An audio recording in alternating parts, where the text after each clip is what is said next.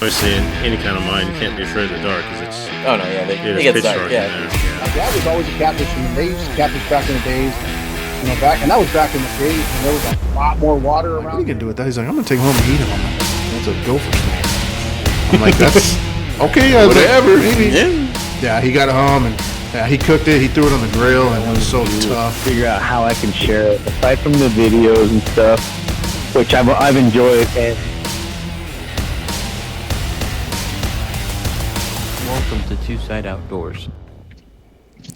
Hey guys, welcome to another episode. So today I got a new guest on here. His name's Spencer, right? Yep, that's correct. So Spencer, where are you from? Originally from California, but I've been out here in Laughlin, Nevada for about 14 years or so. So basically nice. home for me now. Nice. No, yeah, it's like same here with me. It's like I'm a little bit of a transplant as well. I came from Southern California and moved out to Yuma it's going to be like 2 years now. Okay, nice. Yeah, so you're a pandemic mover. Kind of, I guess you can say. Right. Yeah, we had an influx of so many people from California recently, but it's just making these towns bigger and better. Yeah, true. So kind of just tell me a little bit about yourself. Well, as far as fishing goes, I really only started about 2 years ago, but I've been hiking, hunting, traveling, super big into kayaking my whole life. So, Oh, that's awesome. Past 2 years, I've been making up for all the lost time I haven't been fishing. So I'm pretty much out every day fishing. That's pretty cool. It's like for me, it's like I'm more of the weekend angler. Whenever I get a chance on the weekends, or if I'm off during the week, I'll try and go then as well. Right, and that's kind of how I was at first, but slowly and gradually, I'm like, it doesn't matter. I'm like, I'm Oh, did I lose you there? always out there. I think I lost you there for a bit.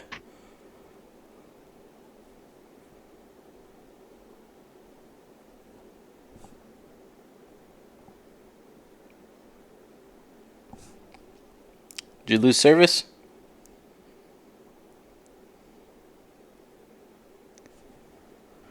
About that. Oh, no worries. It happens.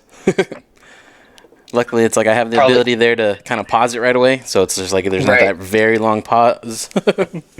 Probably doesn't help the fact that I'm driving and you're doing a podcast, but I'm parked now, so Oh no, we'll be good from here. when I first started this podcast, honestly, my recordings were while I was driving. Oh, okay, cool. won't change. They won't even know. Nope. So when you cut out there, I don't know exactly what you were saying. Gotcha. Basically, I was saying pretty much doesn't matter to me. I'm out here all the time. 8 o'clock at night, I'll come out even for like 2 hours to try and catch a couple catfish. Oh, nice. So up there in that area, do you guys have like flatheads and stuff out there? Yeah, we got flatheads, black bullheads, pretty much every kind of, same as like Havasu and Lake Mead as well. Oh, nice. Yeah, it's just like, so since I've been out here in Yuma, catfishing was more or less different to me coming from California. Right. Fishing was totally different. I had to relearn how to fish, basically. So what was the big difference? Like, what you notice was the difference? Because I never fished for catfish in California. So the difference was, I guess, the types of bait. Like, I've used to use like stink bait and certain things like that in California. Right. Some of those stink baits out here don't work. Then I started just like researching and finding things just for the area. Some guys say that, I don't know if you've heard of Striker products. I've used that before. Works great out here. But it's been also hit or miss at times though too, depending on the scent. Right. I've been really enjoying just using good old worms, just for the fact you can come up with some striper as well too, and kind of bigger species range. But I've tried all those like magic baits as well here, and the little pebbles for like carp and cat, and I agree, none of them work. Didn't matter if I used vanilla, strawberry. Yeah, it's like the only ones that I've had work for me. I don't remember the brand, but I know the scent of it was like dead shad or something like that. But it was like a squeeze tube thing. Okay. That makes more sense. That one surprisingly worked for me. But other than that, nothing else really kind of stuck besides that striker. And then once I was put onto like live bait, using just like live tilapia, live carp, live gills, shad. Yeah.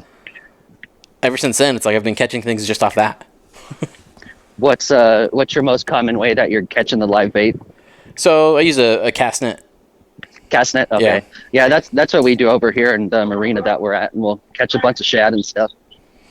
Yeah, it's like out here in Yuma, there's a lot of canals that kind of end up having like a lot of just buildup of areas where it dries out and they just all get congregated into. Yeah, I would love to use some carp as bait out here, but it seems like whenever I catch a carp, they're like 15 to 20 pounds, so I don't think I know it. Cut bait. You cut it all up? Yeah, just cut them up. Yep, okay. Yeah, it's like a buddy of mine out here. He runs a Facebook page for 928 Flathead Boys. I saw that one, yeah. He just did a tournament this past weekend. And this guy has so much info to give if you were to like ask him questions. Okay, yeah, I'll check him out because I was looking over your page and I saw you did a couple podcasts with them as well too. I did a few with him. Also, there's a guy that he tends to buy his fishing rods from. What is it? Chris Flores of Muddy River Catfishing. Okay. Cool. I don't know if you've ever heard of that brand or that guy on YouTube. Can't say that I have, but I'll definitely check him out. Yeah, so give him a check. He's pretty cool, very knowledgeable on flatheads and like blues as well. Okay, cool. Yeah, that's something I'm getting into. I'm doing the Fishing AF challenge with the species. Mm-hmm. And so basically this whole next one's going to be all the species of catfish. Oh, nice. No, yeah, I just bought a hat actually last night after I seen your thing. I was like, oh, I need to get into this. Yeah, it's so much fun. I mean, I've had the most fun fishing in the longest time just because I was like, all right, well, I got to start each species at a time. So I was targeting them, and it took me like 3 days to catch a trout, but it was all good fun. And see, that's one thing out here that it's like I kind of miss is like the trout fishing, because it's like out here it's too hot. Right, yeah. Yeah, we're lucky because I'm on the Colorado River here, so we're getting all the fresh, cold water coming through. Even in the middle of summer here, the water's freezing cold. Oh, dang. Well, it's like right here, yeah, we have the Colorado as well, but it's not as cold. No, because you got to filter all through Havasu and Parker. Exactly, yeah. Ours is basically the runoff from Meade. Now, I've done some fishing up there. Kayak camping fishing, basically. Right there at the bottom of the Hoover Dam. Oh, man, that's such a fun spot. Willow Beach. Yeah, we got dropped in at the bottom of the Hoover Dam and made it like a 2-day trip. Did you hit the hot springs as well? Yeah. Yeah, it's so nice. It was a pretty cool experience. I think there I caught my personal best, rainbow trout. Oh, nice. There's some giant striper up there, too. Oh, yeah. No, yeah, this fish was at least 23, 24 inches. Don't know the weight, but it was a good-sized trout. Yeah, there's a hike up there. It's called Gold Strike Canyon, and me and my girlfriend are going on it to hike to one of the hot springs, and it ended up being just extremely steep all the way down there. Like, oh, geez. There was no, like, we were taking ropes, and it was all wet, and like, it was really bad. No, yeah, it's like from the riverside of it, I guess it's a little bit easier. Yeah, oh yeah, you just hop off and you walk right to them. It's crazy. Yeah. Such a difference. That's one thing out here that I haven't really done too much is just kayaking. I have a kayak, but I just haven't really taken it out here. Right. It's kind of a pain actually out here because I'm like 5 minutes from the river, but I would need another car to pick me back up. Yeah. So I have to drive like 35 minutes all the way up into the lake.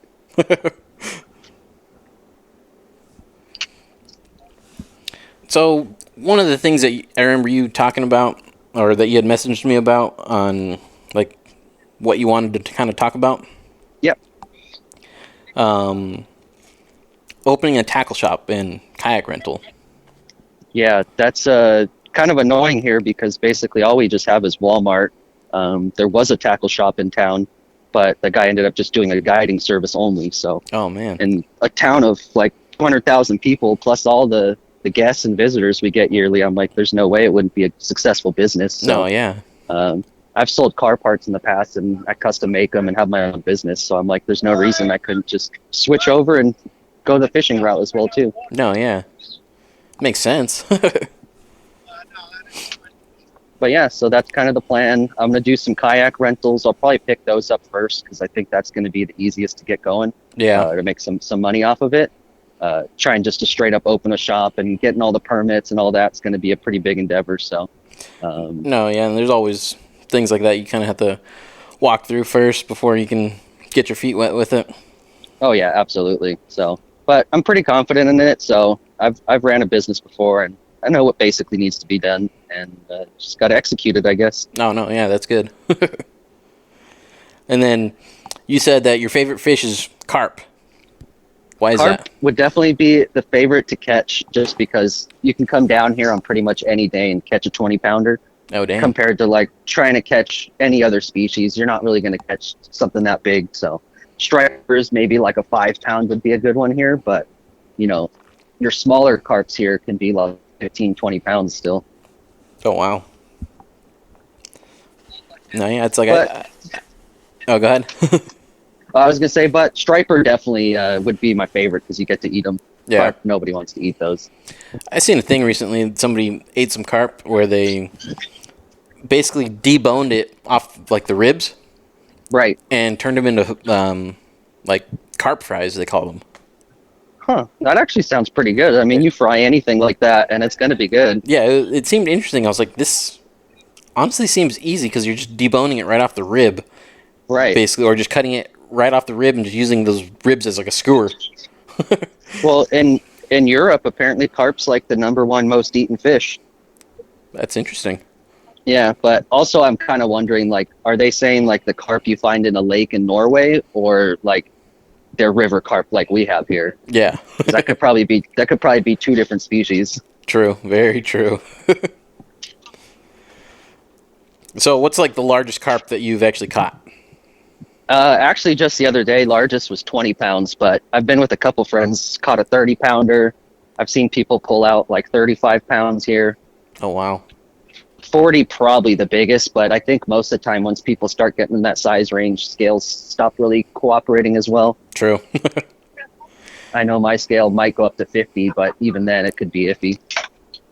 You get one of those big scales that goes up to at least 100. Right. One of the fishing pier ones where you can weigh the sharks on them. Oh, yeah.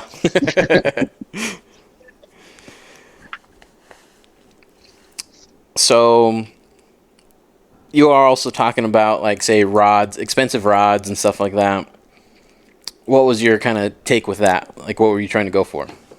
Well, basically, I've been fishing pretty much only with ugly sticks, and they're like $40 for your rod, and I can toss them around, throw them around. I never have to worry.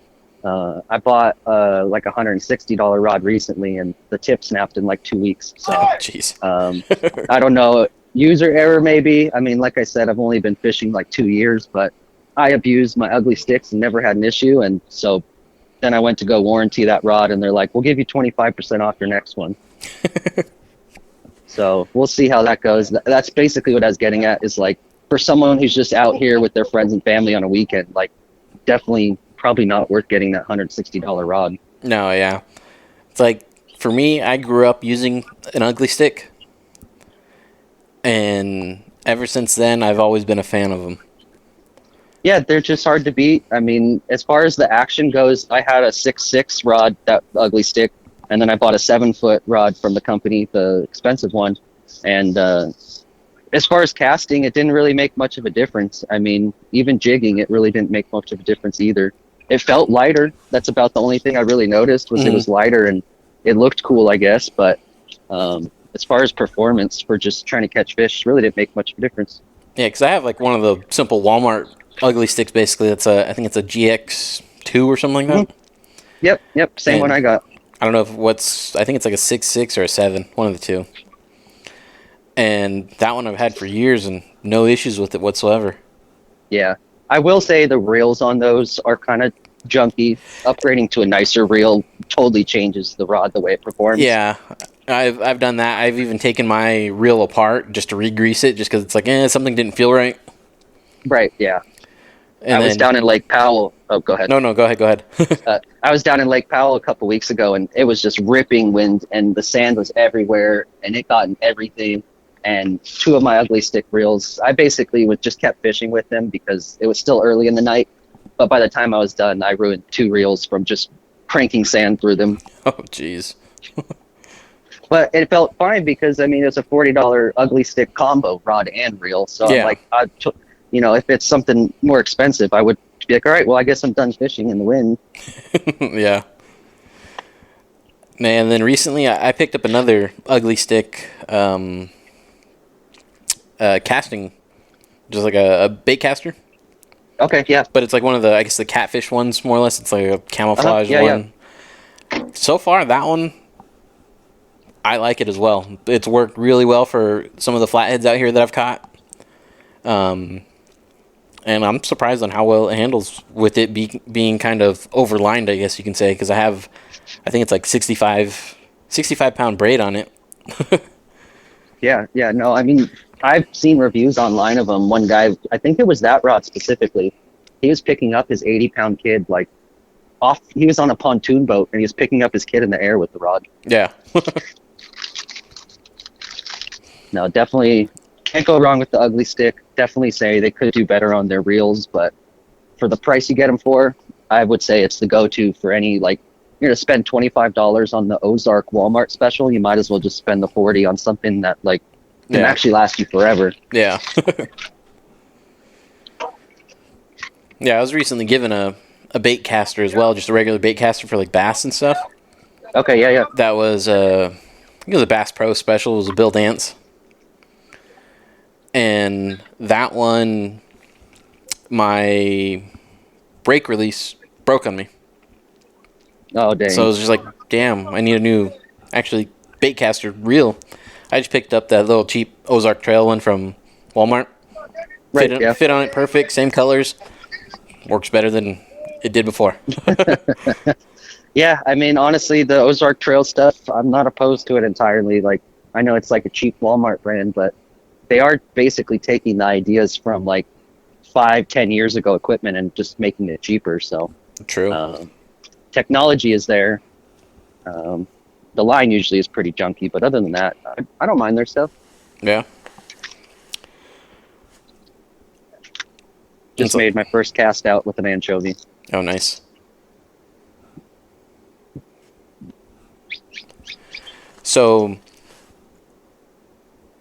you had mentioned also as well about how people get upset when you, like, say how someone takes home a bass basically to eat versus catch and release. Yeah, definitely. I'm like, up in this marina I fish at, people like will get mad at people and be like, what are you doing that for? And it's like, well, they bought their fishing license and they want to eat a fish. Like, I've just never seen why. I mean, obviously if someone's doing like 7 smallmouth bass, but I mean, even then, if it's a limit, it's a limit. So true. Yeah. That's just, it sucks. Obviously they'd be taking like the sport fish away, but I don't know, maybe it's more helpful sometimes even too. So I see it both ways.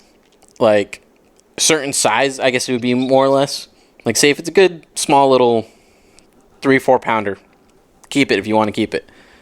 Right. But if it's like 6, 7, maybe even a 10 pound, if you're lucky enough, I would say toss it back, really. That's just me. Right. And at that point, I mean, at least with like the striped bass, they usually say like once they're at the higher limits of the weight that they're going to become, they're usually not that good eating anyways. So true. Yeah. You're probably better off, if you are going to eat them, just eat the smaller ones anyways.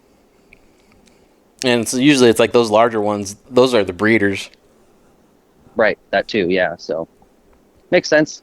True. I guess keeping under 3, keeping it, or it all depends kind of on your lake, how the size is in them too, and then based off that, make your decision. True. I know, like out here, there's a lot of smallmouth bass here in the canals.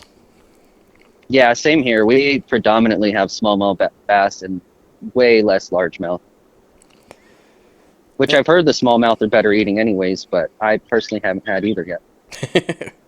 I don't think I've ever had either one, really. And usually whenever I try and fish for bass, the only little things I get are the tiny little, like, 4 or 5 inch dinks. Right. They still go for your jig or your worm or whatever it is. Yeah, I actually haven't done much worm fishing for smallmouth. Every time I've done it, it's been like lures and other things like that. So live shad's probably my favorite, though. That's like fishing with the live shad's probably the most fun you could do, in my opinion. See, it's like I've used live shad, but like I said, it's only for catfish that I've used it, and they're like large gizzard shad. Okay, yeah. These are small, like maybe the palm of your hand, basically. Yeah, that's pretty good size. Like the ones that I've are a little bit larger than that. Oh, okay, yeah.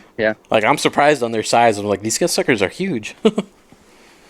There's some giant ones out of Havasu. Like people were catching like a 2-pounder, I think it was, or something. Of shad? Yeah, 2-pound gizzard shad. Oh wow. The Havasu has some pretty crazy catfish there too. There's people pulling out like 60+ pounders. Like, oh, they're I like believe basically it. The whole length of their body. So, yeah, I believe it.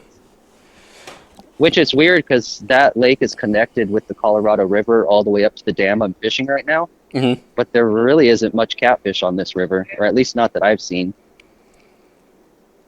So, are catfish more of like a lake, or do they like to go up rivers that are fast current? So, just recently, we had a meeting before that tournament. He had a little get together. There's a guy there that works for Fish and Game that was in the tournament. He was talking about like the migrating patterns of the flatheads. That he's had one go down 2 different dams over a period of like a year.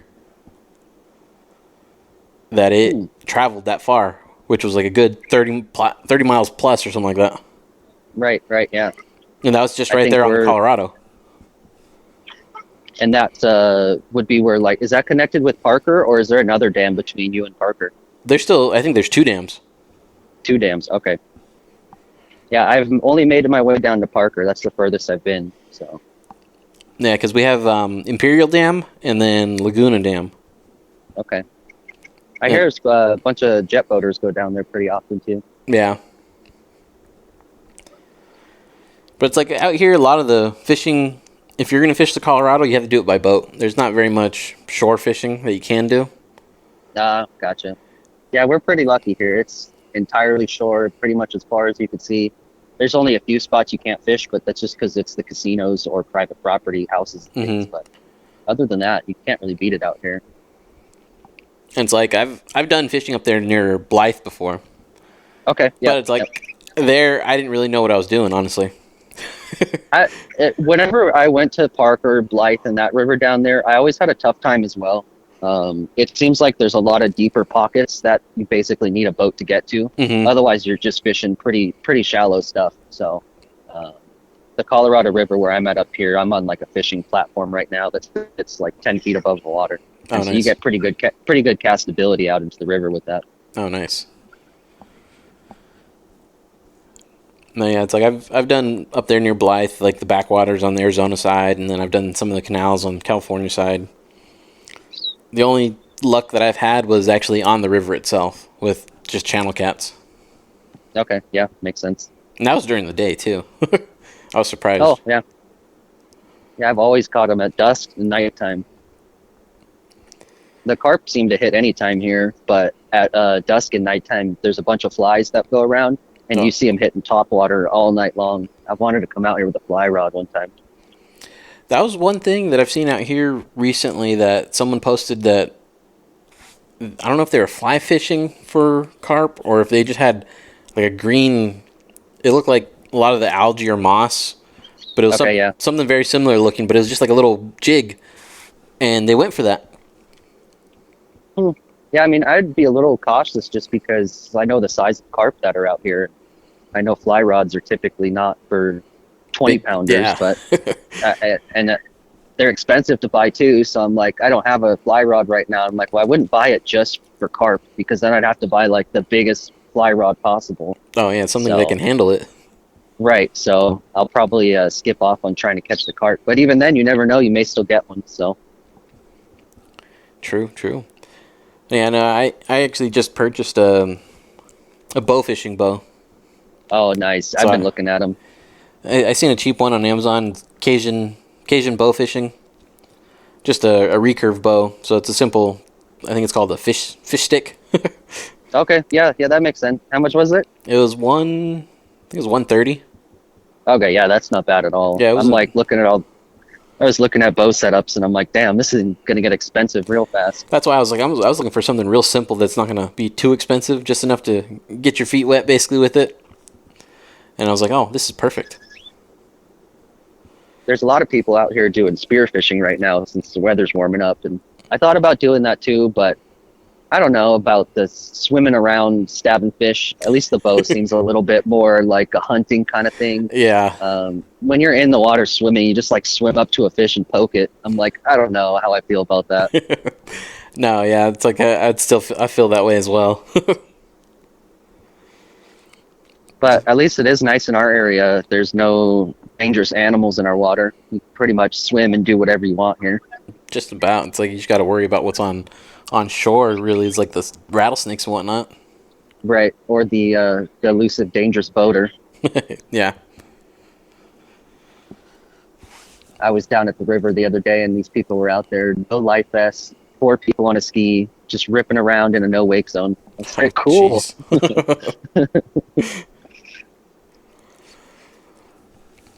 So what did you mean by gatekeepers of the best fishing spots? There's a thing on FishBrain. I don't know if you've used the app. Yeah, I've used it before, they basically allow you to make the location a secret. And I'm like, to me, it's like, it's not really that much of a secret. And it's like, do you go there every day and you don't want people to fish there? It's like, I don't know. They've seen it done with like hot springs before, where people would be like, oh no, there's poop in the water there. And so I've seen people do that with fishing spots as well. And I just think it's interesting to not share with other fellow fishermen. I see. It's all preference. I don't really care. I get why they would do it, but also I'm always the one to be like, they're like, where is that at? And I'm like, oh, right here. Here's how you get there. No, yeah, I see what you mean. Yeah, some people don't like it. Some people do. I always see it on Facebook when someone asks, hey, where's a good place to fish? And it's like it's new people that are just trying to get into it. And then someone will just comment on it saying, go and explore. Find it yourself. Yeah. Yeah, and it's like, that's like not how a hobby should be when someone asks. It's like dirt bike riding. You would never really be like, have a secret dirt bike riding spot. You would just be like, oh yeah, we go to this place or that place. Like, it's like, I don't know. No, yeah. It makes sense like that, but it's like, I know, yeah, some people don't want to give up their spots too, but right, these people are trying to get into this. Give them at least a chance. Just throw them a bone. Show them at least one spot that normally gets publicly fished versus, say, your honey hole, I guess you can say. Right, exactly. And even then, I mean, I've fished all over this town, up and down the river. Every spot is a fishing spot. I mean, there's really no bad place to go if you've got the right technique. So true. I think people should be more focused on asking, where's the best lure to use, or what's the best bait to use at any spot, and then probably the better way to look at it. Because I've actually seen it go 2 different ways. Like how you said, someone will show you, someone won't. So there's that way. But then also, if it's a girl asking, right away, they get all the answers.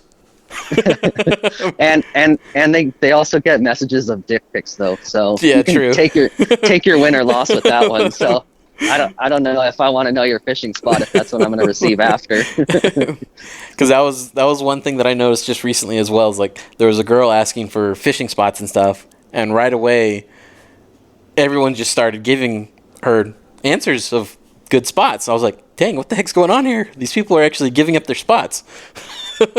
Right, for once. Yeah, they do that in the camping group too. There'll be like someone who's like down on their luck, a guy, he's like, I just really need a tent or something.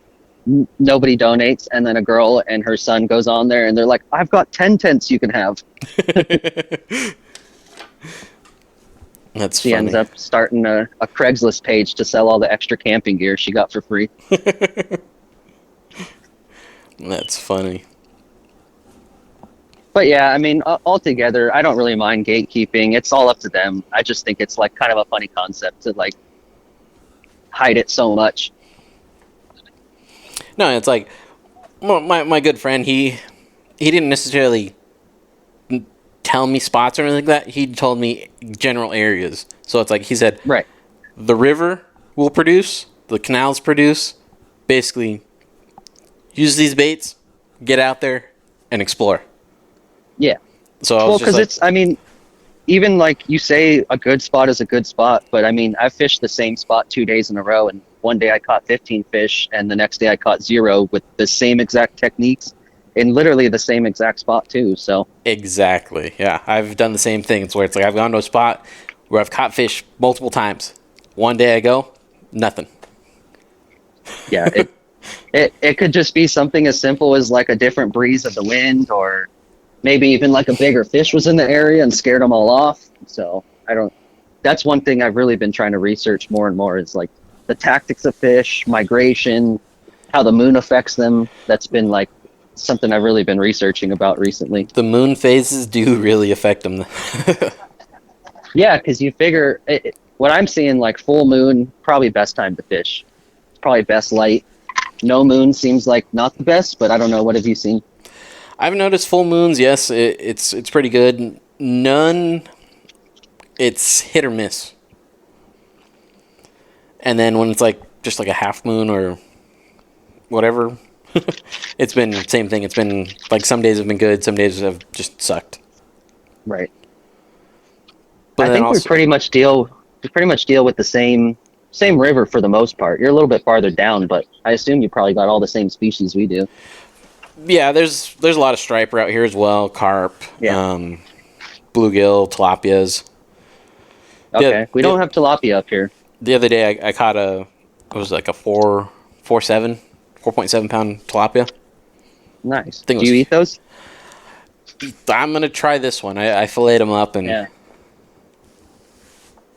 Because I've got a garden in my backyard that I've been working on the past 2 years, and I'm digging a pond back there. Mm-hmm. And so I'm trying to figure out which fish to stock, and the tilapia is a pretty hardy fish for summers and the heat out here, so that's pretty high up on the list for me.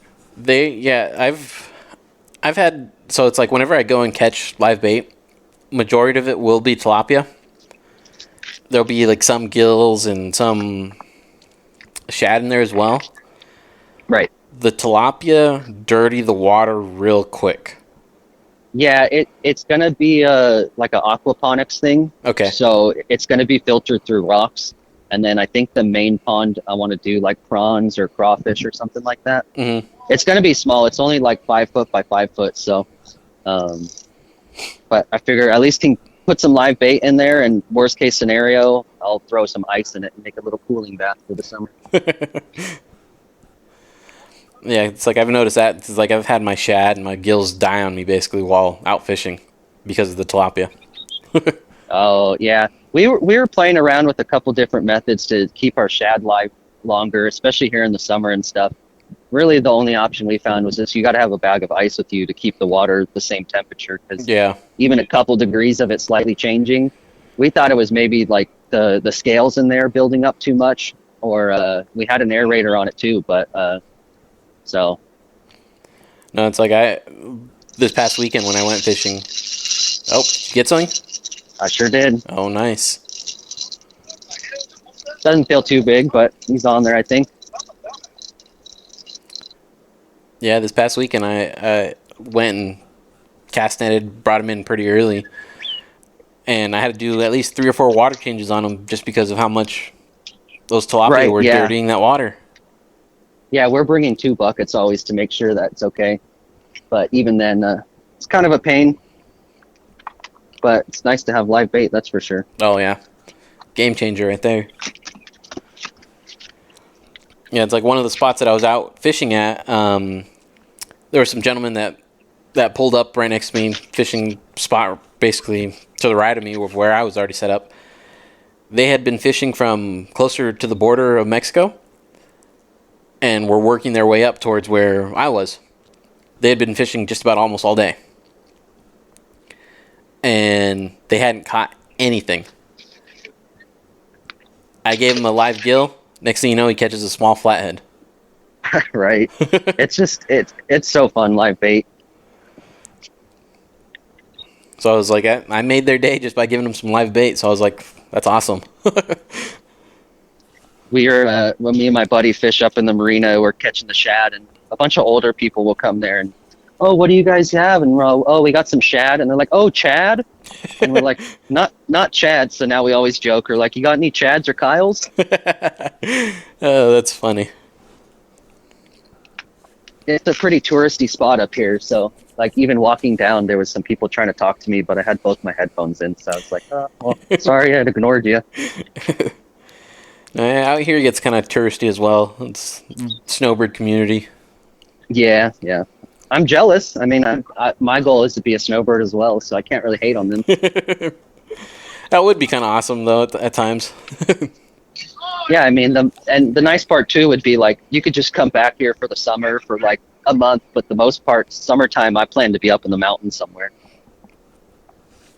Yeah, that'd be pretty cool. That's one thing that it's like I'm into as well. It's like I enjoy hiking, hunting whenever I can. I haven't got too big into hunting, but as far as hiking goes, I try and go to as many national parks as I can. Oh, and nice. that's 10 so far, which isn't really that many, but it's still quite a bit when you got to drive to all of them. Yeah, that's still quite a bit. So, but yeah, there's a pretty cool app that I've been using that you can basically track them all and everything. So, what is that? It's called Park Wolf. Okay. And the nice part too is if you don't have service and you're in a national park, they pre-download all the national park maps for you. Oh, that's cool. So a lot of the times I'm in there and I'm like, okay, we're lost now. I guess we actually have to go get the paper map, but no longer. That makes it a little bit easier there. And I always, too, when I get to the gate, they're like, do you want a paper map? And I'm like, no, thank you. And then 10 minutes later, I'm like, damn, I should have taken that paper map. Paper maps will always come in handy, but you also got to know your sense of direction with a compass. Oh, yeah, for sure. My compass is my Garmin, and it has an SOS on it, so worst case scenario. That was one thing, like doing backcountry camping and stuff, and I'm going to do some solo hikes on the PCT and stuff. Mm-hmm. And so I definitely wanted to have the Garmin with the GPS on it. So it's like for some people, they might not know what the PCT is. So it's the Pacific Coast Trail, I believe. Yep, Pacific Crest Trail, and it goes basically Mexico to the tip of California all the way up. It's all dirt, and then there's a bunch of towns you can stop in along the way. Oh, that's cool. I wouldn't do the whole thing because the whole trip alone is pretty sure it's like 45 days or something. I would say, yeah, it's a long trip. It's a serious, and yeah. I'm called like a section hiker, where basically I'll go out there and I'll do one little section at a time, and then eventually I'll complete the whole trail. Oh, that's cool. But yeah, I've been practicing hiking and backpacking and stuff because I want to do some backpacking hunting trips next year for quail. Oh, nice. Pretty good area out here, and there's a spot where you can quail hunt and go fishing and camp right on the water and stuff, so I figured that would be a pretty fun adventure. That sounds like fun. Go for some catfish and quail. Yeah, out here, there's a lot of... Yuma's known for its dove hunting. Dove hunting? Okay, yeah. We don't have quite as much dove out here, but... Yeah, I haven't had a dove, actually. You've never tried it before? No, I've had quail, but I have not had a dove. I don't think I've tried quail, but dove is it's an acquired taste. It's very tinny, metallic tasting. Did you eat a BB? No. No. It's just the way they are. It's very different. It's like I've had to mask it with like bacon. Right, yeah. Bacon wrapped quail is like one of the most common things that people are making out here. Or they'll like mix it into like a chili or something like that. So it's usually like you do not eaten dove jalapeno poppers. Oh yeah, I saw that too. That looks good. I got a bunch of peppers growing in my backyard that I make in my own homemade jalapeno poppers. Oh, nice.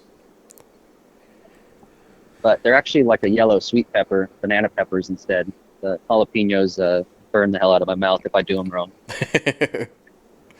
I've spent like an hour making a whole batch just to realize I can't eat this.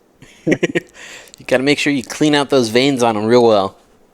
Ooh, one time I cleaned out like 50 peppers with barehanded and was using my nails to scrape out the seeds. Ooh. And under my fingernails hurt for like 2 full days. I would never do that again. And then every time I like touch my eyes or anything like that, they'd burn. That was a bad 1 to 2 days. So I learned pretty quickly on that one, though. Oh no, it's like whenever I do stuff like that, I make sure to wear gloves, just because it's like I don't want to deal with this stuff later.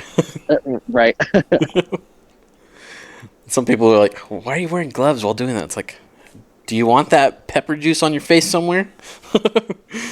Well, when I use anchovies down here, I use gloves when I'm hooking them on because I really don't like the smell of anchovies on my finger in the hot summer sun. Yeah. Oh, so I actually have a kind of tip for you right there. With if you're like, say, whenever you're dealing with like raw meat or anything like that, or raw fish, how your hands kind of smell, like a few days after, basically, they still smell like it. Get yourself a stainless steel soap bar. Okay. All it is just a metal bar shaped like a soap, and you use that with soap, and it takes away that sulfury smell. That's good to know for sure, because even after I wash my hands like 4 times with Dawn dish soap, it doesn't go away. I'm like, you guys lied to me. You're literally washing oil off a duck, but it can't get anchovies off my hand. Yeah, you want to invest in something like that. It's like ever since I learned about that, I do that basically after I'm done messing with raw meat or anything like that. It takes away that smell. Good to know. I'll have to check it out. I'm sure they probably got them on Amazon. They do. I think that's where I picked up mine. Man, Amazon has broken all of us. It has. I make like custom parts for cars, like I'll do exhaust work and stuff, and I'll get people message me like 2 days after, like, is it done yet? And I'm like, I'm not Amazon, I'm sorry. I cannot keep up with the way they ship so fast on everything, like especially like the same day delivery. That's crazy. Yeah. No, people look for that instant gratification a lot of times, and it's like, come on, you're paying for custom stuff. Right. That's why we're fishermen, because we don't care about the instant gratification. It takes patience to fish. Absolutely. It's definitely like, if you would have asked me 3 years ago when I wasn't fishing, if fishing was a sport, I probably would have said, yeah, but not really.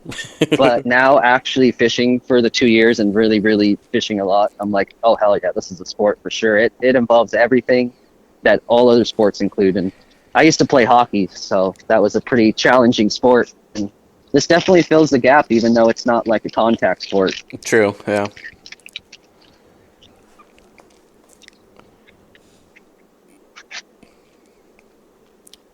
See, I seen how you said building a fishing product brand. What were you thinking with that, or is that tied into like your tackle shop idea? No, that would be like at the tackle shop. I'll sell stuff that I make, like pre-tied hair rigs for carp. Okay. I have a couple products that I've already started making, like some surf sand spikes. I can weld and stuff as well too. So there's a lot of ideas that I have. I'd say you could do like rock holders and stuff too. Exactly. Yeah, I could do pretty much anything. I was thinking about doing some work on kayaks because I really enjoy kayaks mostly rather than boats. So I definitely is looking to doing some custom stuff for kayaks and maybe have an install shop out here as well too. Mm-hmm. And then as far as branded products, most of it's just going to be like pre-tied hooks and stuff that'll go in the shop and things like that. So maybe put them on eBay and whatnot. Oh, nice. So it's like the same thing. It's like with my guy out here that I use for tackle and stuff. He does a lot of his own. He makes his own weights. He does pre-tied rigs and everything as well. Yep. And all that stuff tends to sell because he sells a lot of Whisker Seeker products. Okay. Yep. So far, those things have worked pretty well for me. No issues with those. Yeah, once you get local to your area and you know what works, then you can really start advertising to the locals. And especially with this town, there's not a tackle shop. It's Walmart or Big Five. Those are your two options. And Walmart's not bad, but there's no one's going to help you there. You walk in, even if you find an employee there and ask them about it, like they don't know anything. Like there was expired Berkeley Alive Gulp minnows have this juice in the bag, and it was an expired one. So I took it off the shelf and like put it on the ground, hoping that they would see that. The next day I went back, it was back up on the shelf. So I took it back down and put it on the floor. And I was hoping they'd notice that like one looked extremely yellow and the other one was clear. And so the third time I took the package and threw it on top of one of the shelves, like way up high, because I was like, I don't want someone to buy that thinking that they're getting a good bag of bait, because I recommend it to people all the time out here. I've used a lot of like the Berkeley like gulp products and stuff like that. The little worms and stuff, they work pretty well. Yeah, they're hard to beat. I mean, they're nice. I haven't used the worms. I mostly just use the little gulp minnows because they look like the little shad we have out here. Mm-hmm. And I catch on the little 2.5 inch. I catch every species. Oh, I've wow. caught in 3-pound largemouth. I've caught in stripers, bluegills, trout, all kinds of stuff. So how do you actually set those guys up on a hook? What kind of? I use a 16th ounce jig head. Okay. A little black jig head with them, and it works pretty well on like a small, like I have a 5.6 ugly stick that's kind of small, Mm-hmm. and it works perfect on those. So. Oh, did you get something again? I sure did. So earlier when it got like that, did you actually bring it up and everything? Yeah, I brought it up. I unhooked him. I took a picture of him, and then sent him back on his way. Oh, nice. It's like I can't hear any of it when it goes on. It's like all I hear is just the real bzz, bzz. Right. Yeah, he's up on the dock with me right now. I'm pulling the hook out and everything. Oh, I try nice. not to let him flap on the ground anymore, so that's why like, you yeah, probably didn't hear too much. When you take a picture of them, it's like you don't want them dirty or anything like that either, though. Right. Yeah, and this one, interesting bite. Oh, I was pissed off on that tournament though that I did Saturday. What happened there? I had a channel cat that hooked up. I brought it up. I got it right to the edge of the bank, and as soon as I got it to the bank, my knot came undone. Oh my god, that's the worst. And he sat there for a bit. He didn't go back into the water. He sat there on the edge for a bit. And I was like, oh crap, let me grab my flashlight so I can see when I walk down. As soon as I turned the light on, he booked it. Dang. And So it's like, the tournament you're talking about, is that just a catfishing tournament?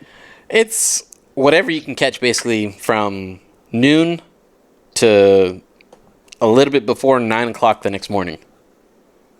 And so then as far as when you catch it, is it like you take a picture with it and that's how you claim it? Or Take a video. A video, okay. Yeah, take and a you got to video, show it on a scale. And weighing it, and then with a keyword. okay, so that's what I was wondering, because I wanted to set something like that up out here for just whatever locals want to participate. And I'm like, I feel like I have to give them like a key code, and they have to either like hold it in front of the picture of the fish or something. So Yeah, you give them a keyword. So it's like this time our keyword was sour gummy worms. okay, there you go.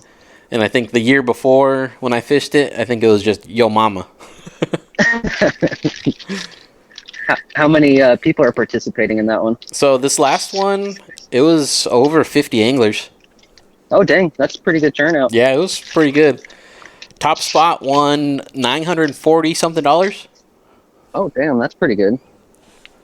Second And place. what was his what he win with, or what was his bag? I think it was like over 65 pounds. Oh dang, catfish or mixed bag? I think it was mainly flats. Okay. I don't know how many, because it was a 3-fish bag. So Okay, it's like yeah. it could be whatever of those. Right, he could have a 50-pounder and the 2 5-pounders. Exactly, yeah. Me, That sounds pretty fun. all I caught was a little 6-pounder. Because that other channel cat took off on me. But It's always I can't imagine, like, when I miss a fish that I see on the shore, I'm usually not upset because I'm like, well, cool, I saw the fish, it went back in. But in a tournament, you're like, that's not fun anymore. Like, exactly. now I knew what I had, and I missed it. Like, god damn it. He came And then up. you said If you're not slipped too, then you're even more mad at yourself because you're like, oh, now it's, at least if it just broke, you're like, oh, it's a big fish, a little less user error on that one. So No, yeah, exactly. It's like he came up, he broke off, but he also took my dang little expensive peg float with him. oh dang, yep, they like to do that. And I was just like, dang, this fish took off with that. It's a demon dragon. I don't know if you've ever heard of those. Can't say I have. Check them out. They're pretty cool, but Okay. it's a little pricey for it, and it's just like, you can do the same thing just with a little peg float of just like a normal bobber. Right. Yeah. No, I saw like a kind of a thing like that on Amazon, but I was like, they look a little cheap. But I definitely think that's a must for catfish. I haven't used them before, but I'm gonna take them out next time, and definitely, I feel like you have to. Yeah, it keeps the bait up off the bottom, basically. Yeah, exactly. It doesn't seem as big of a deal when I do striper fishing because they seem to take stuff right off the bottom, especially here at the river. I just have an anchovy sunk to the bottom with a 2-ounce weight. So. Oh, nice. But I never get catfish here, so that definitely makes sense. Well, it's like, have you gone like late at night? Late at night? Latest I've been here is probably like 9 or 10, which when I was there, the guy next to me caught a catfish. So I really haven't targeted all that much of them because most of my fishing's been like striper, trout, bluegill, the fish that I'm trying to eat. Yeah. But I haven't had a catfish, so it's time to get one and give it a try. Yeah, they're pretty fun. They put up a fight as well, but like you really have to sit there and just let your bait just soak. Right. Yeah. I've caught a couple of them. I caught like a 7-pound black bullhead up at the Lake Mojave over there. Oh wow. But other than that, maybe a couple little small yellow catfish on some worms. So aren't those little yellow ones like mudcats? I don't know. I just view them as yellow catfish.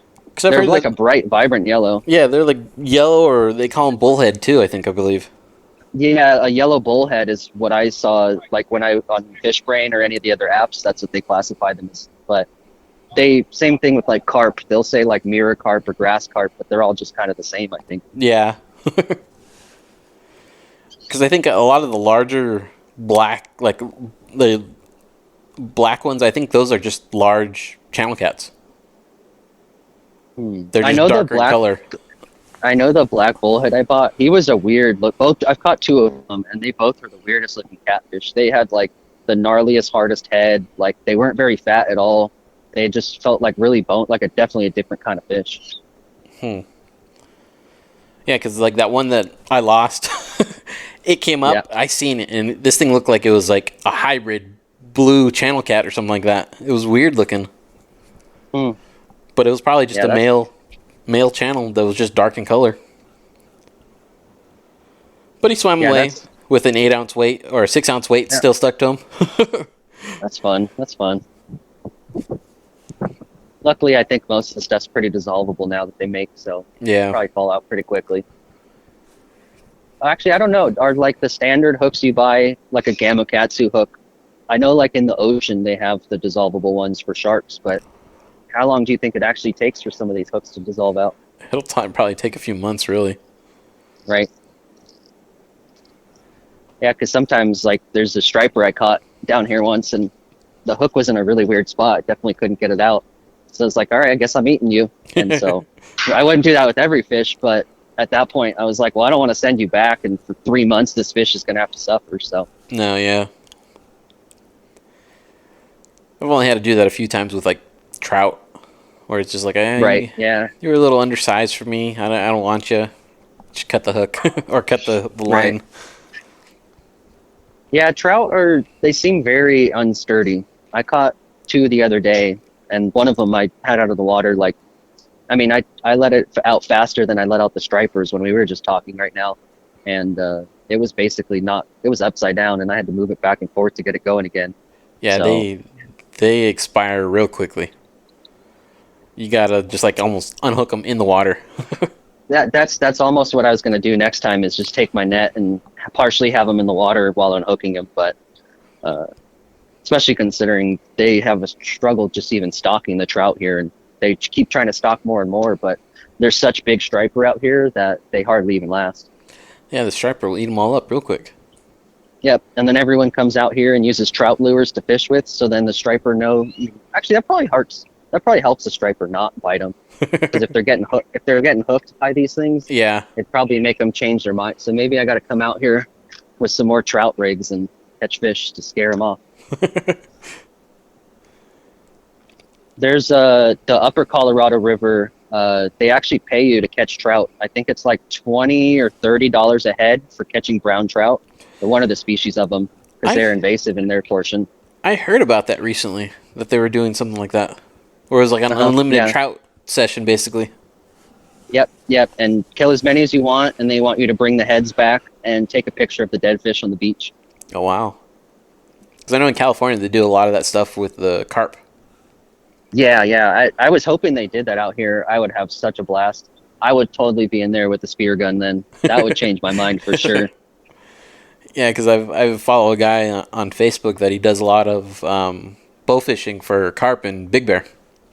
Oh, wow, that's cool. And they have clear water too. Yeah, they basically pull out like 30 of them a day, basically. Damn. And all it is, I mean, oh, go ahead. It's the same thing here. Like, you could easily pull out 30, 40. Like, I was in a cove last week, and I saw at least 25 carp all in this just one congregated spot. Oh, wow. But on a kayak, I don't think it's going to be too fun to pull up a 20-pound carp. Yeah, that'll be a little bit of a struggle, I would think. Let alone they stink so bad, I don't want it in my boat. See, I don't think I've ever really smelt them before. They're stinky and slimy, way more so than like any other fish I've dealt with. Like, it's like a really fishy smell.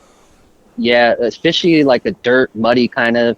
Like my scale will smell after for like a day or two just from touching them. Oh, geez. So I always touch them with gloves, but they've got the weirdest mouth. It's just like it's a large goldfish, essentially. It is just a giant goldfish. It's crazy. It's like when, like the other day, I went, like I said, catching live bait. I had a couple small carp in there. It's like there's just a huge goldfish. Yeah. It's like I could have put them in a tank and kept them. That's actually, I might even put a carp in my backyard pond just for cleaning up algae and stuff. But I am afraid he'll get too big, and then what do you do? Like, wouldn't really feel comfortable throwing him in the river. That's when you just cut them up and use them as cut bait. Right? Yeah, true. Yeah, that makes sense. I've never fished with carp as bait. I don't know why I haven't. I should do that.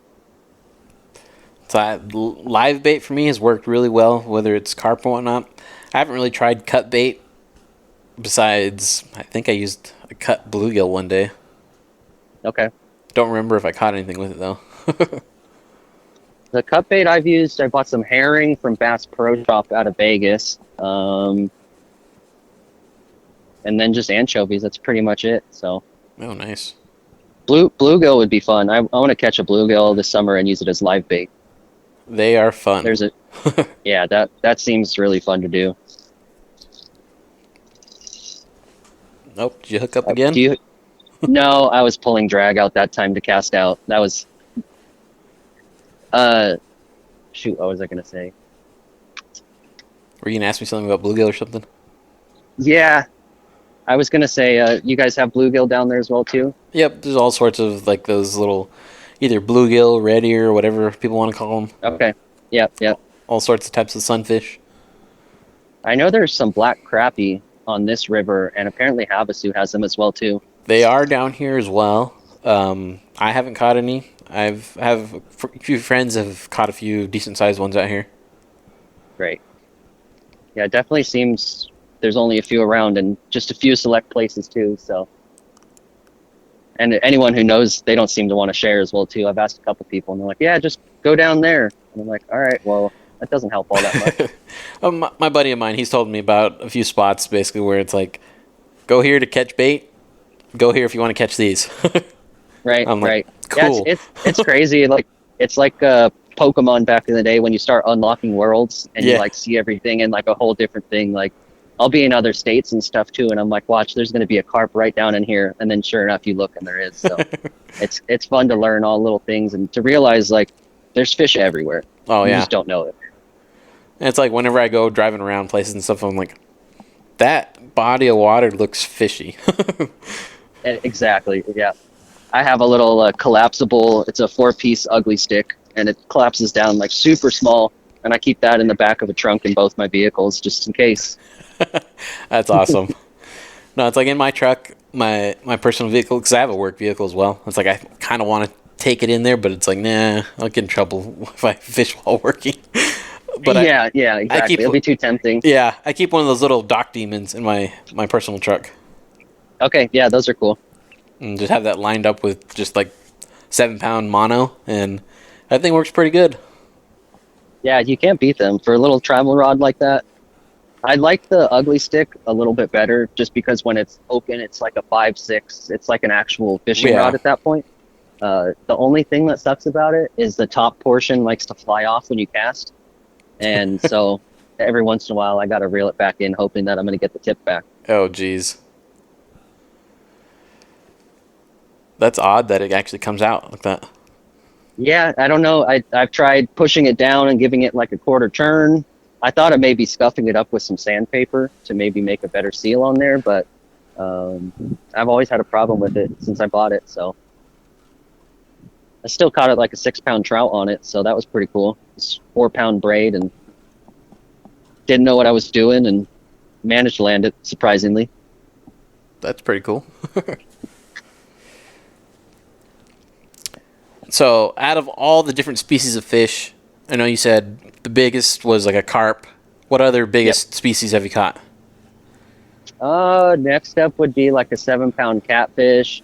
6-pound striper's my best. I haven't caught a lot of huge fish, so definitely the carp being one of the biggest. And I actually recently just picked up an Okuma saltwater bait cast reel, like a big one with like an 8-pound line or something on it. So I'm going to take that down to the ocean and see what I can catch out there. Maybe like a leopard shark or some of those, a skate, I guess they call them. Oh, yeah. I really don't stingrays and stuff, yeah. Yeah, I really don't know much about the ocean and fishing it, but I'm going to head out there and give it a try. It looks fun. I fished like Oceanside before and in San Diego. And usually the piers and stuff, I'll sit there and catch like anchovies out there using a sabiki rig. Okay, yeah, I got one. Yeah, simple little thing with a whole bunch of little hooks on it.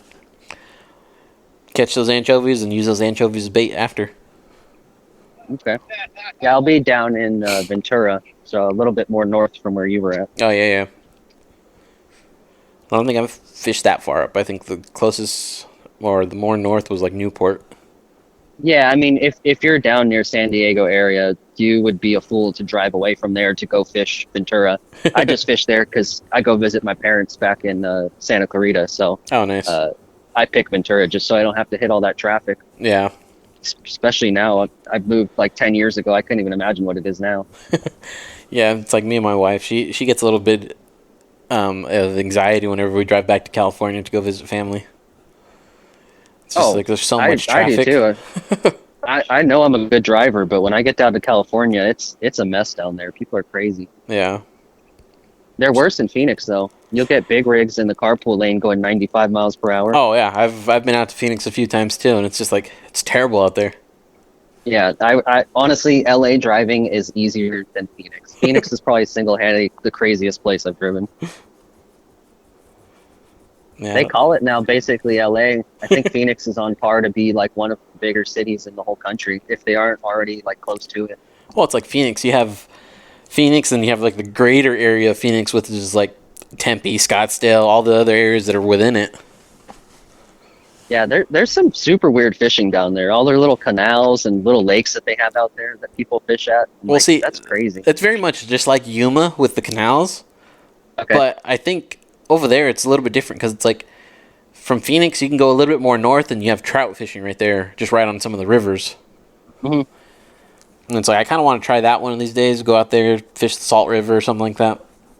I just did the float on the Salt River like last summer, and I think we're gonna come back this summer to do it. But I saw so many trout. I didn't have any fishing gear with me, but tons of people were on the shore fly fishing, spinning rods, and they were catching one after another. So.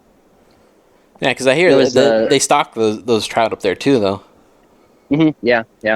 And there's some horses, wild horses that'll run up in the water and everything. It's just a crazy cool spot. Cliff jumps and there's like a sandbar where everyone parties at and stuff. Yeah, see, out here we do a little float down thing like that as well. I'll sit there and I'll catch bluegills basically the whole time we're floating. Right, that's dope. This river doesn't do much floating like that because there's so much jet ski and boat activity. And the rentals here, I don't trust any of the people for one, but it's just not the best river to float. If you maybe a kayak, but I noticed a lot of the times when you're floating in a tube, you just end up getting pushed up into the rocks. Yeah. We've done, like years ago, me and my family, we rented some jet skis there. in Laughlin, and we ended up getting flipped because some other guy was going around us, basically circling us. Yeah, I watched just the madness, the craziness that ensues. Luckily, the spot I'm at right now is blocked off from like a little barrier. Oh, nice. But the moment I go anywhere south and fish, it's actually dangerous to fish on the shore. You have to watch out for jet skis hitting you. Oh, jeez.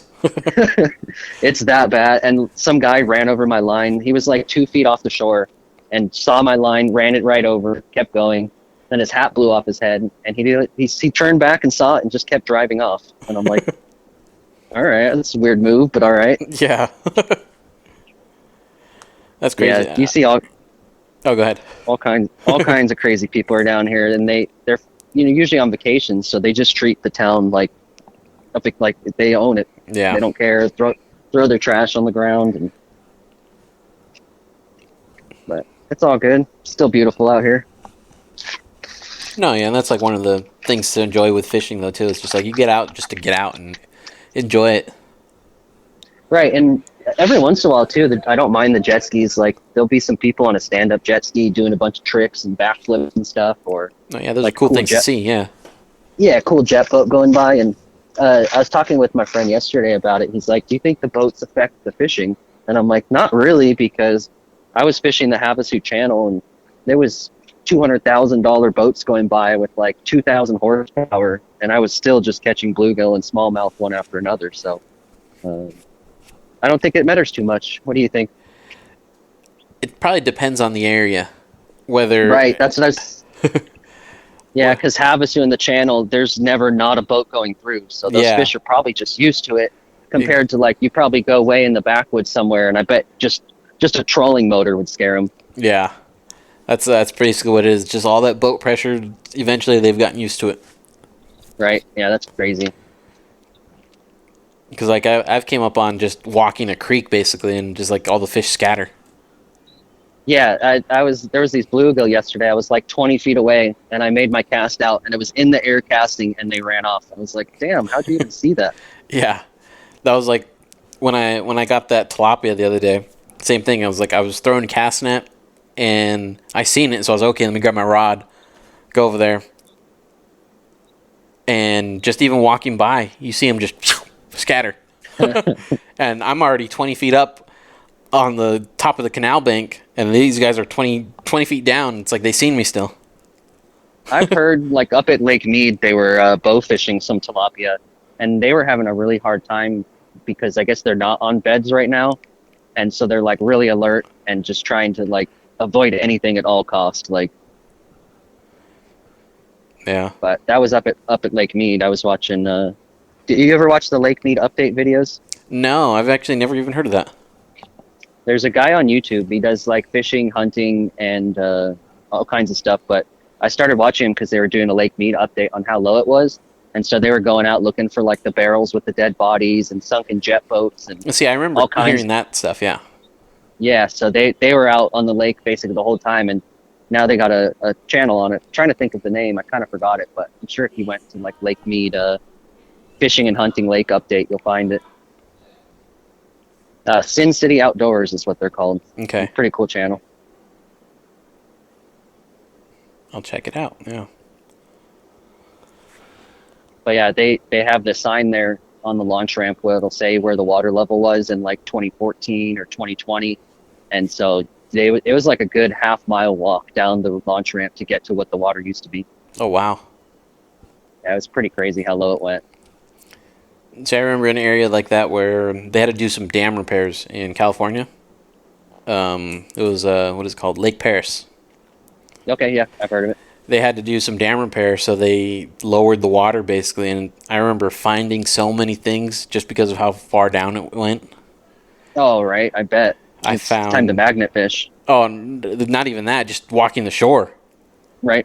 I found so many kayak anchors, boat anchors, old soda cans, old beer cans that were like from the 80s. Damn.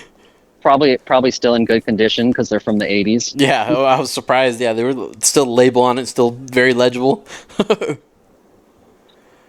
Well, yeah, we had found a whole bunch of different things. A lot of broken fishing rods. That sucks. Probably weren't broken until they got towed around by a fish or something. Probably didn't have their drag set, and probably.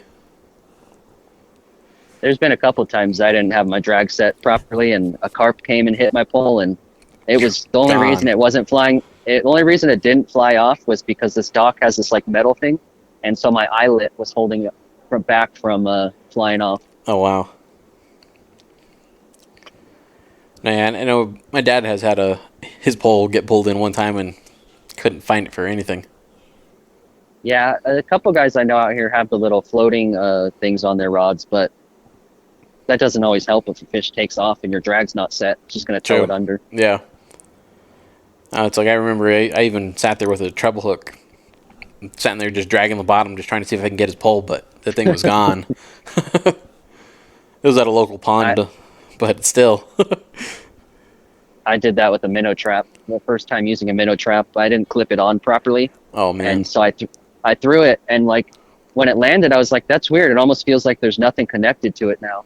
And so then I reeled it back in and realized that I just launched the minnow trap as far as I could into the water, and it was gone. But same thing. Tried with some treble hooks and some jerk baits or some crank baits to get down there and try and grab it, but never could grab it. Yeah. They dropped the water at the end of the summer, so I'm going to go back there and see if I can get it then. Well, but our water's so clear, if someone was on a boat, they would have seen it, and I bet it's probably pretty easy on a boat. And it was only like 10 feet of water, so... Oh, yeah.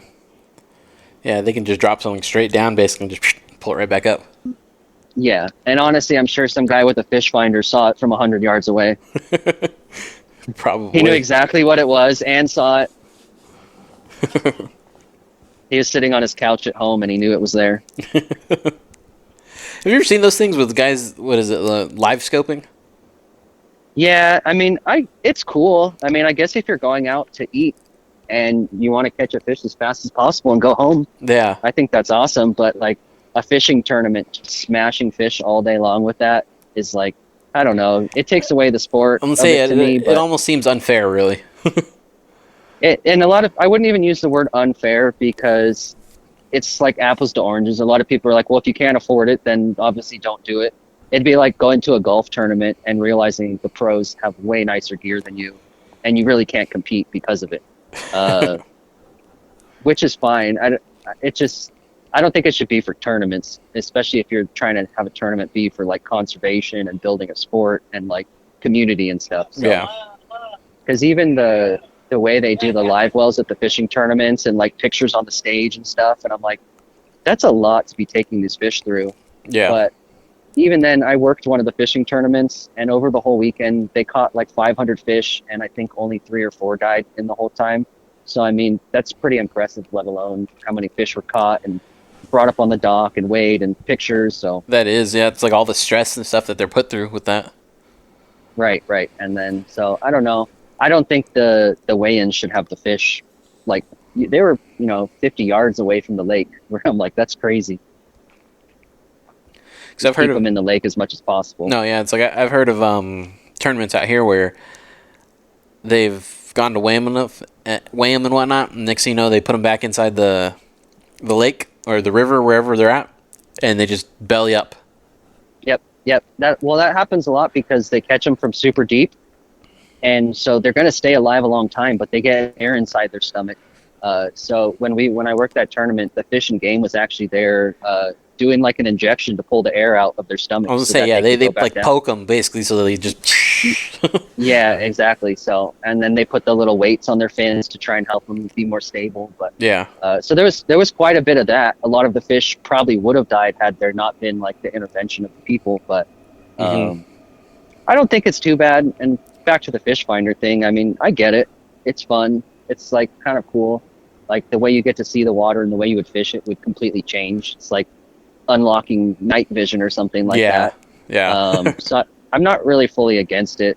I just personally think for me, I mean, maybe once I use it, I change my mind, which is probably the case with majority of the people. Yeah. It's like I've seen people use the fish finders and stuff, and it's like you'll see them when they use it to find bait fish, balls of bait fish, basically. They'll use a cast net and throw it out there, and next thing you know, it's not bait fish, it's just a school of catfish. You pull it up, and it's like, this is bad.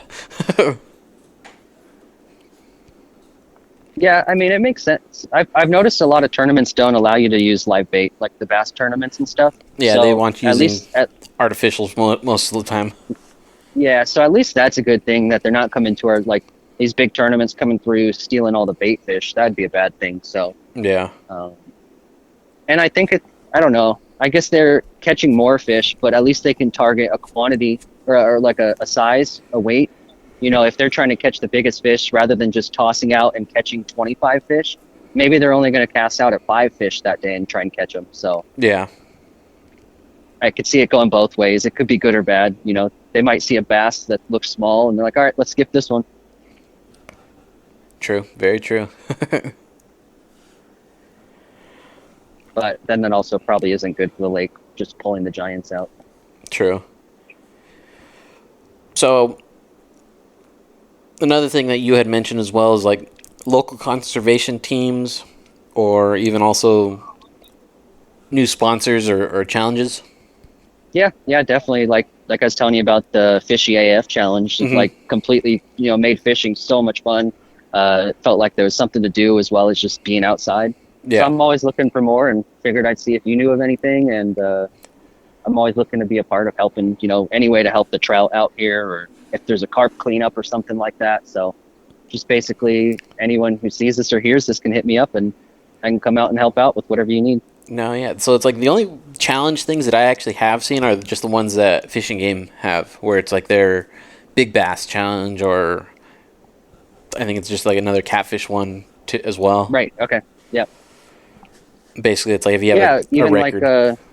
Like derbies and stuff. It seems like some of these derbies are a little bit harder to find. If you're not in the right spot where they're advertising, there's not really like a main place to look. So I'll probably end up. It's kind of a good idea now that I think about it, is to put up maybe like an Arizona statewide spot where everyone can post their derbies. Yeah.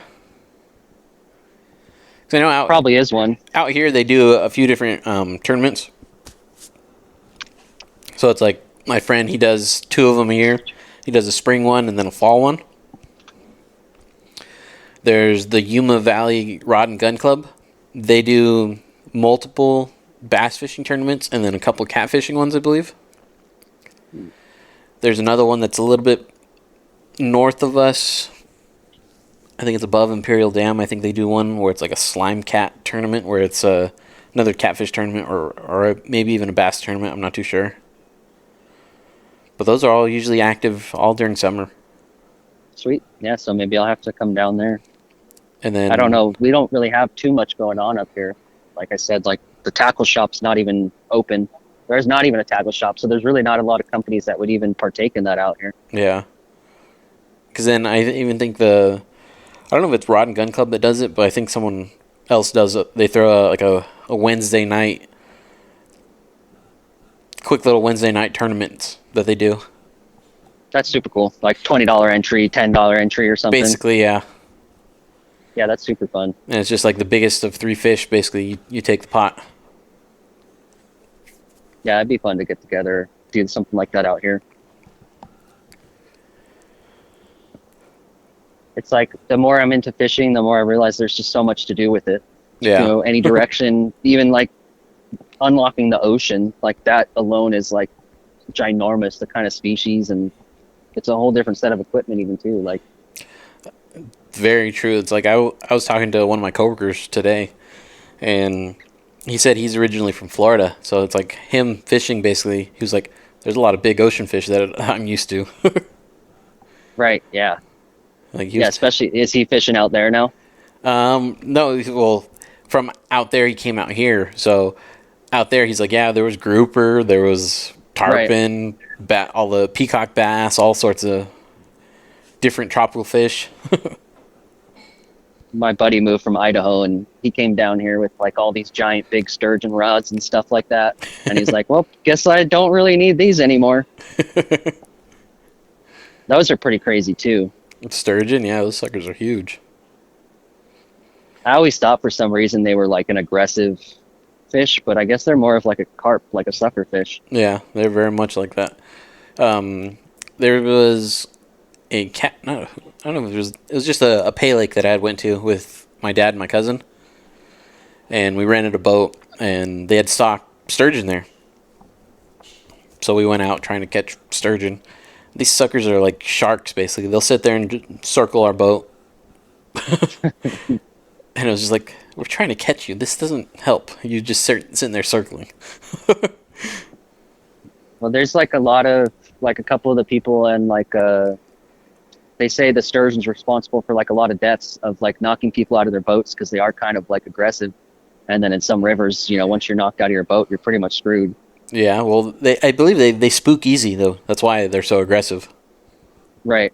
And then they spook and probably hit your kayak, and out you go. Exactly. Definitely on the bucket list to catch, though. But I'm actually going to be in Wyoming and Idaho later in May. My friend works for the national park out there, and he's a pontoon boat mechanic. And so we get free rentals. And so I'm going to be out there 2 weeks, staying in the national park at Grand Teton and fishing Jackson Lake. So that should be pretty fun. That sounds like fun. Last year we went down there, and he got married in the national park right on the edge. And then we took the pontoon boat out a bunch of times, and we were out just cruising, and a black bear swam right across in front of us. That's a sight to see. Yeah, and I was thinking, I'm sure it's probably illegal and I wouldn't do it, but how crazy would it be to boat fish on the shore for bear? And put like a big hook in the meat or something like that, and then reel them in like. Yeah, probably highly illegal, but that'd be something to see as well. Yeah, especially in the national park where they're like, don't even step within 10 feet of them. Like, don't feed the bears. Yeah. Man, the Yellowstone used to be wild. They used to have a place where they would just dump all the trash on purpose so that they had a place to go see the bears. Oh, wow. But people started getting attacked there, and a couple people died, but I think it was like the 70s or 80s or something. It was just like a big dump pile, and they had bleachers around it. Oh, wow. Yeah, that kind of makes sense. It's like, yeah, bear encroachment slowly would get closer and closer to the people because they know that they're bringing them food. Oh, yeah, and people had, like, food in their bags. Like, they gave no fucks. They were just out there doing it. Yeah. Yeah, I'm not a big fan of tent camping in those countries because, like, I found out even a citronella candle can attract a bear. Oh, yeah. Toothpaste, sweet deodorant. Smells. I'm like, so basically, I mean, even like a vape or something, like you're screwed. Yeah. He's going to want your berries. No, yeah, I've had a few friends or just acquaintances that I would follow on Instagram that they do a lot of tent camping, overlanding, but like rooftop tent camping and stuff like that. And they've came in contact with bears and stuff that would come along their vehicles. Yeah, I mean, luckily the roof tent, that seems so much nicer because then you can like fold up your ladder and everything. But yeah, I mean, it doesn't mean you can still bring stuff in there. The bear will climb right up that. Like, yeah. I was in Mammoth camping a couple years back, and I woke up. I was sleeping actually on the roof of the car because I knew there was a lot of bears, so I didn't want to sleep like on the ground in the tent. And I woke up in the middle of the night, and a bear was sitting on our picnic table eating a bag of cereals. But he was like sitting on top of the table, like the cool kids, and just funny. staring directly at me while I was sleeping. And I was like, "Oh, that's unsettling." Yeah, I've never had things like that happen. The only things that have happened while camping and stuff is raccoons getting into our stuff. Raccoons, yeah, they love that. Where they've, we were camping, we heard something in the middle of the night. And next thing you know, everybody gets their flashlights out and looks. And our little food storage bins, you can see a raccoon shoulder deep, basically just sitting there trying to grab the bread that's in the bin. Yep. They're sneaky little suckers. I call them trash pandas. Yeah, trash pandas. Now, we get them some down by the casinos out here. There's some massive ones. They're almost scary. We get skunks at the fishing spot I'm at. The skunks will come right up to your pole. Multiple times I've had them like rub up on the side of my pole, and they'll sneak right up on you. They have no fear at all. Oh no, yeah, they know that the people are scared of them. Yeah, yeah. And I always tell people, I'm like, just chill. Like, they're not going to do anything. Just back away slowly. You'll be fine. I've had that happen a few times where a skunk came up on us. Not here in Arizona, but it was in California. Yeah, they got quite a bit out there. I'm just worried one day I'm going to catch a fish and be like stepping back, and he's going to be trying to walk forward behind me, and it's just going to be an accidental spraying. Oh, jeez. And if it's the winter, I don't mind. I'll just sleep outside for a couple days. But the summertime, I don't know. My girlfriend's just going to have to deal with it. Tomato bath. Right? Yeah, I don't know how I'd feel about that. It sounds pretty bad. Yeah. Have you been sprayed by a skunk before? I've came close a few times. Yeah, luckily I have not been. Yeah, I've came close a few times where opening a shed at my parents' place and open it up and there's a skunk right in the shed and it's like, oh, shut the door. Oh, shit.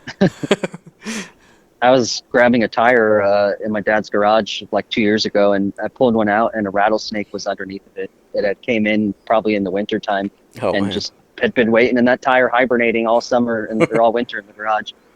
But I've killed probably 15 of them in California because we had so many at my parents' house growing up that it was basically like a sport to kill them. So.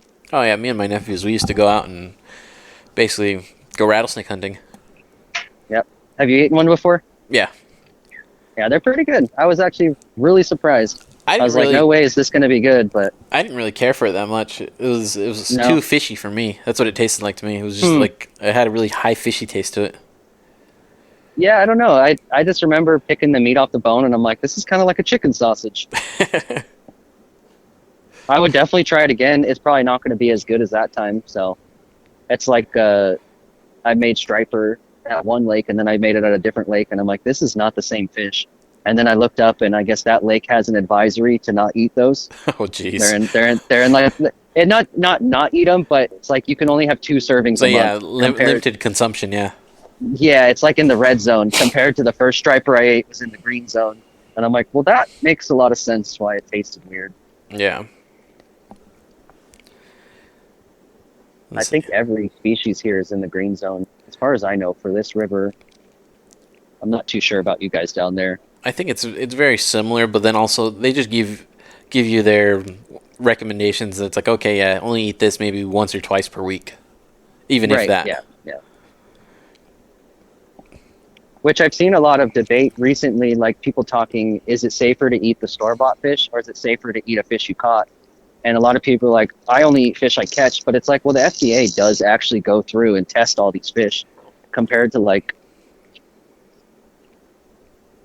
sorry, I was getting bites. No, no worries. It's distracting. Yeah, just a little bit. I was like filming and fishing. Oh yeah, I know what you mean. I'm glad it worked out though, because it was supposed to be kind of windy here, so I was like, dang, this might not work out too well, but it seems like we're good. It's a nice calm day. Yeah. Well, I don't really have very much else to ask you. I don't even know. we've that's all good, man. Talked quite a bit. We're going at an hour and a half almost now. Yeah, cool, man. That's like a Joe Rogan podcast, you know? Yeah. Well, see, it's like I could do the whole things like that or the applause. There we go. Right?